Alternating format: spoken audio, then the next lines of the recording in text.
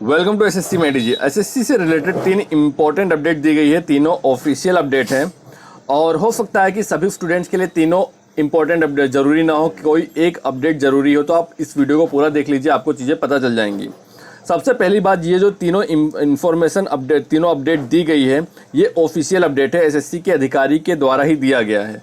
लेकिन ये official SSC की ऑफिशियल वेबसाइट के ऊपर नहीं दिया गया है। आपको पहले बता दूं, ये एसएससी की ऑफिशियल वेबसाइट पर नहीं दिया गया है। ये अपडेट दी गई है मिस्टर अर्चित गुप्ता के द्वारा, मिस्टर अर्चित गुप्ता जी के द्वारा दी गई है। अर्चित गुप्ता कौन है? अर्चित गुप्ता एक जर्नलिस्ट हैं जो गवर्नमेंट जॉब में, गवर्नमेंट एग्जामिनेशन में जितनी भी इश्यूज हैं उसको हैंडल करते हैं, उसको कवर करते हैं और ख़ास करके एसएससी से रिलेटेड इश्यू इनके डायरेक्ट कांटेक्ट होते हैं एसएससी के ऑफिशियल डिपार्टमेंट से। पहले भी इन्होंने काफ़ी रिपोर्टिंग की है, जितनी भी एसएससी में चीज़ें चल रही हैं उसकी इन्फॉर्मेशन ये हमेशा यही देते हैं, क्योंकि ये जर्नलिस्ट हैं तो एसएससी के ऑफिशियल्स के द्वारा ऑफिशियल इनकी बात होती है। तो आप इनको ट्विटर पर फॉलो भी कर सकते हैं। तो इन्होंने जो अपडेट दी है उसके अकॉर्डिंग जो सबसे पहली अपडेट है, आपको पता होगा कि एसएससी सीएचएसएल में यूएफएम का इश्यू लगाया गया था। उसके बाद बहुत सारे कैंडिडेट्स को बाहर कर दिया गया था। फिर स्टूडेंट्स ने ट्विटर कैंपेन स्टार्ट किया था। ट्विटर कैंपेन के बाद यूएफएम को हटा लिया गया था। एक ऑफिशियल नोटिफिकेशन निकालकर एसएससी के द्वारा ये बात कही गई थी। लेकिन जब ऑफिशियल नोटिफिकेशन निकाल दिया गया था तो वो ऑफिशियल नोटिफिकेशन इतना क्लियर नहीं था, उसमें चीज़ों को सही तरीके से समझाया नहीं गया था।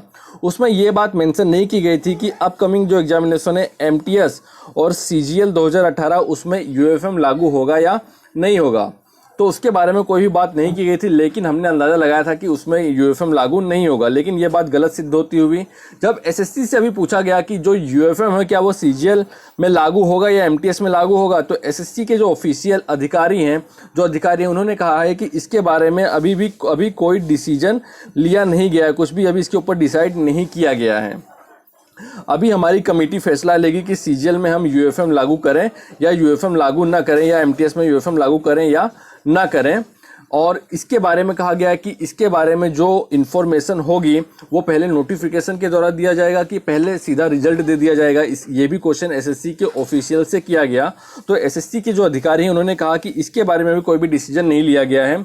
अगर हमको यूएफएम लागू करना होगा तो नोटिफिकेशन निकालेंगे या रिजल्ट पब्लिश करेंगे, ये फैसला अभी कमेटी लेगी। तो इसके बारे में कोई भी अपडेट नहीं दी गई है। पहला है यूएफएम का मतलब अभी भी सीजीएल और एमटीएस पर यूएफएम का खतरा मंडरा रहा है। ये पहली अपडेट है। दूसरी अपडेट है टाइपिंग से रिलेटेड। एसएससी सीएचएसएल 2018 वालों की जो टाइपिंग अटकी हुई है वो वेट कर रहे हैं कि उनकी टाइपिंग कब होगी, अक्टूबर में होगी या नवंबर में होगी। तो इसके बारे में एसएससी से पूछा गया तो एसएससी ने कहा कि टाइपिंग इसी साल होगी, इसी साल टाइपिंग होगी, ये 100% फिक्स है। लेकिन आपको पता है कि एसएससी की जो परीक्षाएं अक्टूबर और नवंबर में निर्धारित हैं, तो ये परीक्षाएं कंडक्ट कराने के बाद ही टाइपिंग की कराई जाएगी। मतलब नवंबर के लास्ट में आपकी टाइपिंग होने की उम्मीद है, ये बात कही गई है। मतलब अक्टूबर में टाइपिंग नहीं होगी। तीसरी जो इम्पोर्टेंट अपडेट है, जो सबसे ज़्यादा डाउट है कैंडिडेट्स को, सबसे ज़्यादा जिसके बारे में क्वेश्चन पूछे जा रहे हैं कि क्या एसएससी की जो एग्जामिनेशन है जो अक्टूबर और नवंबर में होनी तय है, क्या वो डिले होंगी।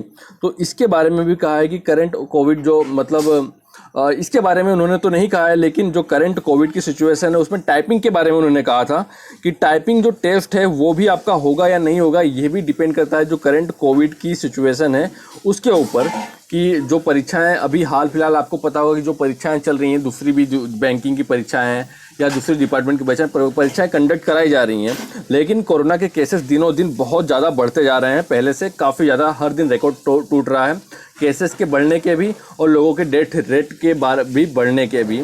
तो ऐसे में बहुत सारे भी केसेस आ रहे हैं। आपको पता होगा नीट और जेईई की परीक्षा कंडक्ट कराई गई थी, तो नीट और जेईई की परीक्षा में बहुत सारे ऐसे कैंडिडेट्स हैं जो अपने एग्जामिनेशन सेंटर पर, जेईई में अपने एग्जामिनेशन सेंटर पे 10 मिनट कोई लेट हो गया, कोई 15 मिनट लग गया, तो उन लोगों का पेपर छूट गया है। तो इस तरह की केसेस मतलब बहुत ज़्यादा आ रहे हैं। तो ये कहा गया है कि जो परीक्षाएं होंगी या नहीं होंगी टाइम पे वो सीधा कोविड की सिचुएशन पर प्लस गवर्नमेंट की गाइडलाइंस पर ही डिपेंड करेगा।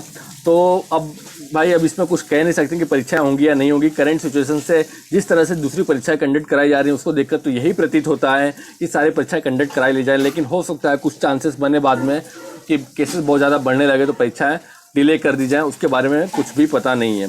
और तीसरा जो है, आज रेमो सर ने काफ़ी फनी कमेंट किया है कि एसएससी भुलाए गईल बा कि आज सीजीएल 2020 का नोटिसवा निकाले का रहा, कोई बतावा उनका नाही, एसएससी सोईते रही। उन्होंने भोजपुरी में कमेंट किया है कि आज सीजीएल 2020 का नोटिफिकेशन आने वाला, आप सभी को पता है, तो एसएससी को कोई याद दिलाओ कि कहीं वो फ़ोन आ गई हों। तो देखते हैं कि एसएससी सीजीएल 2020 का नोटिफिकेशन आता है या नहीं आता है। 3 जो इंपॉर्टेंट अपडेट थी मैंने आपको दे दी, हो सकता है कुछ कैंडिडेट्स को इससे फ़ायदा मिला हो। जय हिंद, जय भारत, वंदे मातरम।